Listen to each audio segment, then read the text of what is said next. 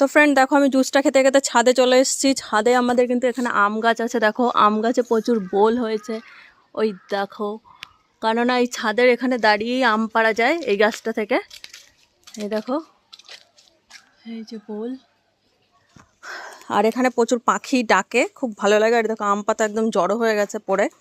যাই হোক, এখন আমি এইটা খাবো আর কিছুক্ষণ ছাদে থাকবো, তারপরে চলে যাবো নিচে, তারপর ব্রেকফাস্ট করে নেবো। আর ওদিক থেকে কিছু কাজ আছে, তারপরে কাজে বসতে হবে।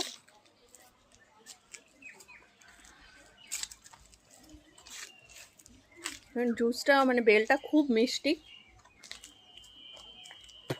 চিনি লবণ কিচ্ছু দিইনি, কিন্তু খেতে খুব ভালো লাগছে। আর এই দেখো, এই যে ফুল গাছ।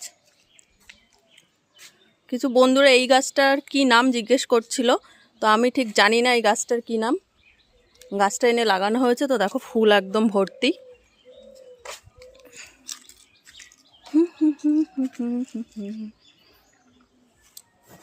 এই একটা কালার, আর এই যে ফুলটা দেখো কি দারুণ কালার।